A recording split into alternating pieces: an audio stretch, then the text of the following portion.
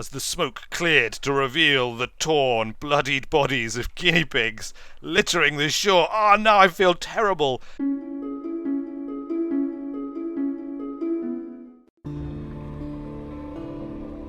Discovered Saints Haven, December 10th, 1887. Distant bells. Come, men, we shall make port in this new land. Dock at Saints Haven. 2 houses, both alike in dignity. On a lonely desert beach, there is no habitation in sight, no market, only an old, rotting dock. A stretch of sand thickens into damp, black earth, from which sprout stunted palms? Not quite. Tall fungal growths with frond-like caps, as if someone had sculpted the idea of a tree from a mushroom. Disembark, see what awaits you. With trepidation, let us step from the chipping Norton. War! As you step onto the quay, you hear clamour, shouts, and shooting. You can see off in the distance smoke rising from beyond the hill, and dots of fire flecking the horizon. 2 tiny figures stand a little further down the quay, unmoving, as if awaiting your approach. A literary interlude. The following is an extract from a popular diary of a sea captain, from London to Irem, and what we did there before we arrived. Washed ashore on Mutton Island, and subsequently serialized in the unexpurgated Gazette. The author's identity remains unknown. The Tale of Pigmote Isle, in which a delegation is made, a choice is presented, a war is declared, a most singular treasure is sought by all, and a new empire is founded with tooth and claw. Chapter 1. The Delegation. The figures were rodents. To my left was a Rattus Faber, wearing goggles, a blacksmith's apron, and an assortment of tools. To my right, an unusually large guinea pig, wearing a helmet and breastplate, reminiscent of nothing so much as the Middle Ages. The rat stepped forward first and bowed. "Welcome, Captain, to Rat Star Island. I'm Edgar, 2nd Chief Engineer of the 3rd Rat Brigade.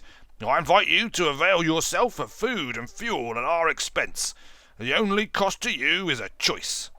The rat stepped back, at precisely the same moment, with what appeared to be the ease of long habit.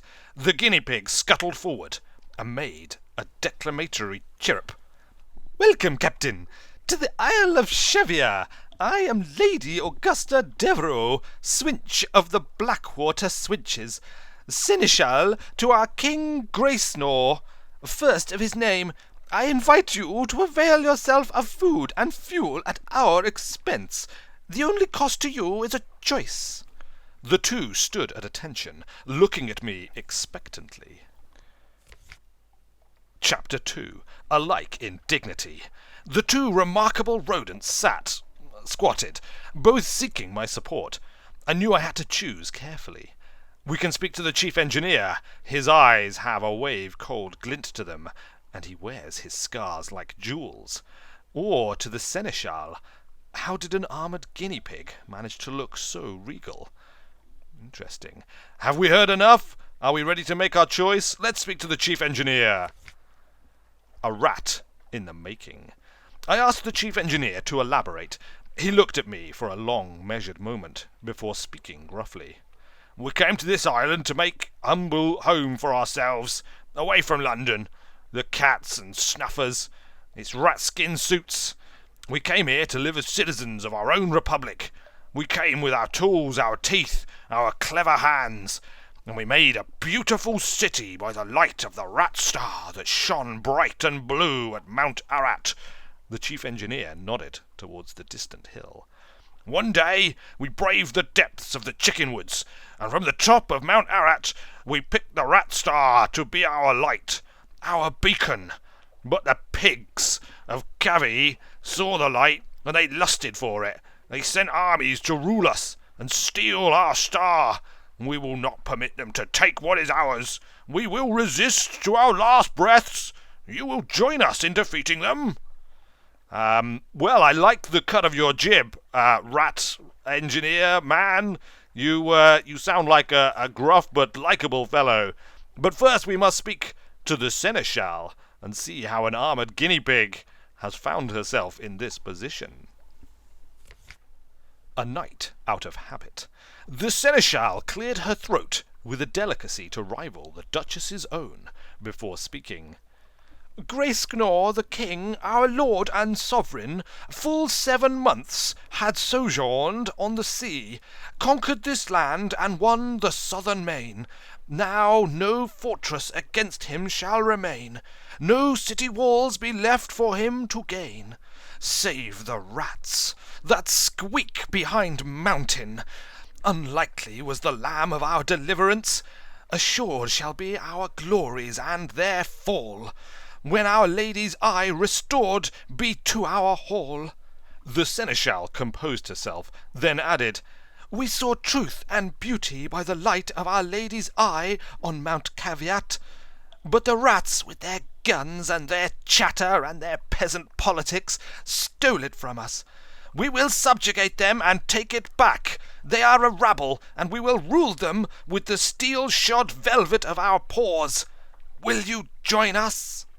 Well, honestly, between the two of you, I mean, you sound like a very fine guinea pig. I'm sure that you feel like you have been slighted, but, you know, all of this talk of ruling the rats and steel-shod velvet paws has me a little bit on edge. I mean, I may be a lord myself, a lord of the sea, and of course of my ship, which is not a democracy, it is a dictatorship, as it should be. But at the same time, I, Wilberforce Weird, believe in science and progress, and perhaps the rats have the right of it here, so we shall side with them, and hopefully that will turn out to be the right choice. I had heard more than enough. I was ready to make my choice.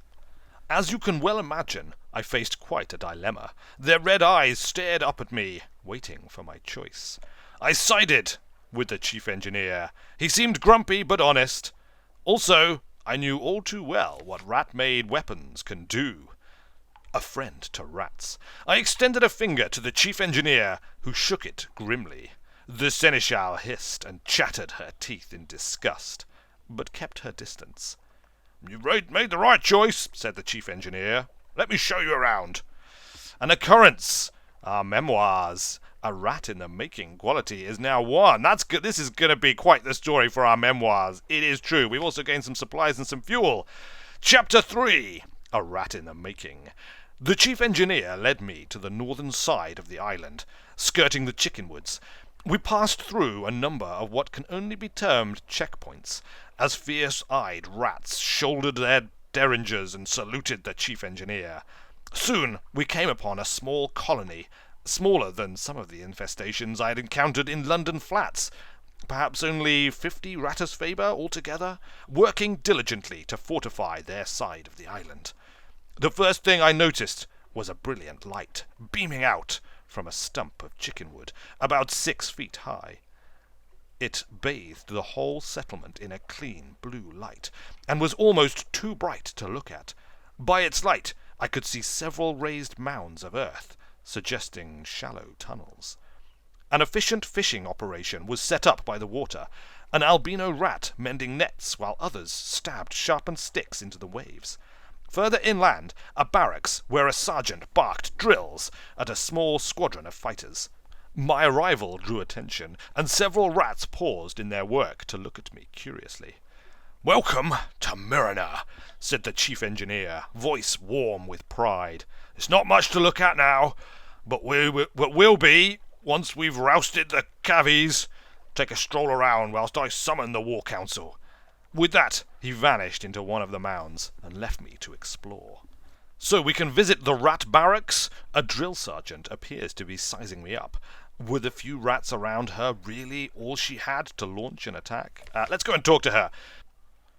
We were fighting impressive odds. I approached the drill sergeant and went so far as to salute her, which earned me a grunt of satisfaction. The sergeant dismissed her troop and offered me a bit of chickenwood jerky to gnaw on. "There's more of us below ground," she explained, "but not enough. The chavies are big, and there's more of them. We're better with weapons, but we haven't got the stuff to make 'em with. Most of us came here as stowaways and brought nothing but food, tools, and the fur on our backs. We can fish, we can nibble the chickenwoods, but we can't make guns out of trees. The cavies came here with their own steamer and seem to have endless supplies. We raid 'em sometimes, but there's so few of us, and we can never hold on to territory gained for long. But that's of no consequence. All we want is to be left in peace, to build our republic, and the Rat Star," she added thoughtfully, after a moment. "Of course, we want that too." The Rat Star. This beaming stone. I wonder what it is. I took a closer look at the Rat Star. An excitable-looking rat was peering at it through smoky goggles, twitching her whiskers and making notes on what appeared to be real paper. Blue as a sapphire, but endlessly more brilliant. "It's not a star. Of course, not really. But try explaining that to the others. The chief engineer doesn't want me working too hard to convince them. Says it's better for morale. Just look at it. Look." She offered me her goggles. I managed to work them over just enough of one of my eyes to see the truth of what she was studying. It was Shintalak, but unlike any I'd seen before. Blue as a sapphire, but more brilliant. Something about the clarity of its colour was tremendously soothing. The chief science officer tittered with pleasure as I handed her goggles back. "Those of us who've been to the Cavi side of the island and lived to tell of it say that there's plenty of glow over there, plenty of bright in the water all around, but nothing like this.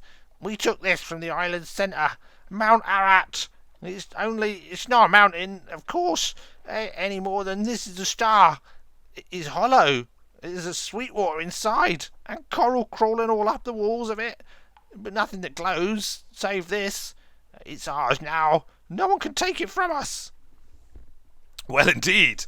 It sounds like quite a treasure, and indeed most an intriguing mystery as well. Shall we head down to the beach? Who ever heard of a rat mending a net? Indeed, was that the albino rat? Where the green billows played. An albino rat smiled at me from his mending work, looking dainty and a little shy. "Chickenwood floats, especially where it's dried out and sealed, so we're able to paddle out a bit and cast our nets. We came up with all sorts of things. Blindfish, crabs, sometimes a chunk of broken tentacle. But the fishing would never be so good without a Rat Star," he beamed. "I think it only draws good fish and keeps the scary ones at bay. I know the chief science officer doesn't believe it, but I do. That light is our livelihood." It does sound very important to you. I think I've finished my exploration. The bells of the War Council ring, and I am summoned. Continue. Chapter 4. A Vital Enterprise. The chief engineer emerged from underground with a motley assortment of other rats. He introduced them as weapon experts, strategists, and field commanders. "So you think you're going to help us beat the chavies?" he said, a hard edge to his voice. "But how exactly?" I had nothing to offer but my advice. The king took it in desperation, if not gratitude. Or we could offer my strategic assistance, a tough challenge. Or I determined to take the lead. I had a ship. I had cannons. We would steer her to the southern side of the island and have at those uppity animals. So we've got a 37% chance with a strategic assistance. But we've got a 40% chance with determined to take the lead. Shall we lead from the front? Let's do it! Fortune favours the bold. A 40% challenge it is. I determined to take the lead. A palpable hit. The rats gave me what information they possessed about the Cavi settlement, but I still had to improvise a great deal on the spot. A perfect storm of speed, stealth, and strength in arms favoured us, our cannons letting fly a volley of shot into the beach before the Cavis could scramble onto their grounded ship to man its guns. Screams and squeals filled the air. The enemy fled. A damp hush settled over my crew as the smoke cleared to reveal the torn, bloodied bodies of guinea pigs littering the shore. Now I feel terrible. A grim business. But I had honoured my commitment to the rats, and found a wealth of scintillac ringing the beach to harvest as spoils. I feel terrible. We just massacred a bunch of regal guinea pigs. This is a sad day. And yet, look at all the wonderful things that we have acquired. Much scintillac. We have an occurrence. Your Pigmote Isle's spirit quality is now 3. Conflicted. I am most conflicted. We've got a load of stuff, but let us move on. Chapter 5. A nation is born.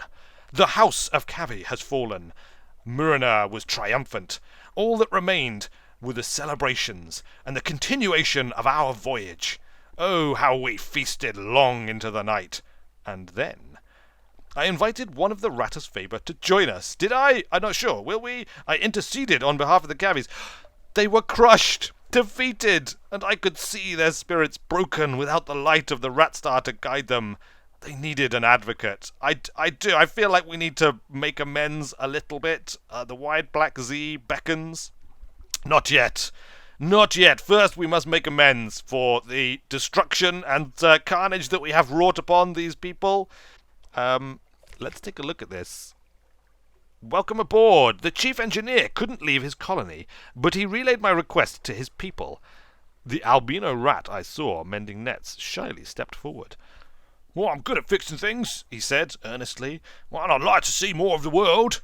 I waited for him to gather up some effects and say goodbye to his family before accompanying him on board. We've lost one Pigmote Island civilization, struggling. We have one albino tinkerer. Now we have to intercede on behalf of the Cavies. I feel terrible about the destruction and the scattered bloody tiny little guinea pig bodies. Hopefully we can find a way to bring peace for them. A grudging concession. I appealed to the chief engineer's moral fortitude and sense of fair play.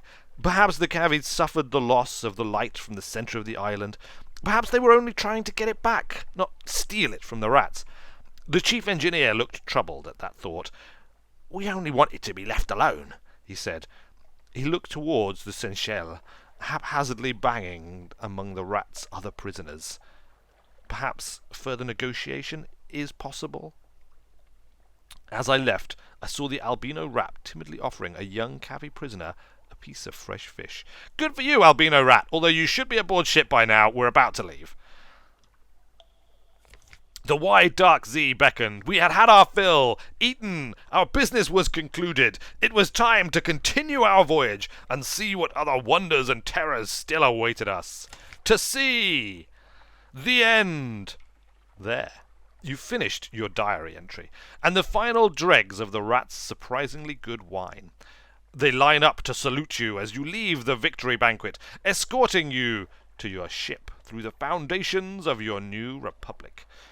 The hunger quality has gone. A new nation has been founded. We have one of this. A port report for Pigmote Isle, and that is all for now. Do you have any shops here? No?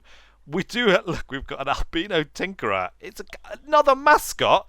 We can't. Look, we've already got mascots. We've got more mascots than we know what to do with. Veils +2. Veils. Speed. Stealth. Deception. Decreases the range at which enemies will spot you. That's quite good, right? But I think we're going to stick with the Mog. I mean, if it's a choice between a cat or a mouse, you know? I mean, sorry, a cat or a rat. I'm still going to bet on the cat, even if it is wretched in its moggishness. Sorry, you'll just have to stay below decks until we decide whether we're going to keep you or not. Very well, then. Then let us head to sea. Perhaps we will return one day and see how this island is faring. Make sail! Launch the ship from Ratmote Island. Yeah, we need to start heading back, really, don't we? I think. What are we on? 9 fuels, 6 supplies. Let's head down. Whoa, what's this? The labyrinth of eels. Oh, what's that? Look at that huge beast.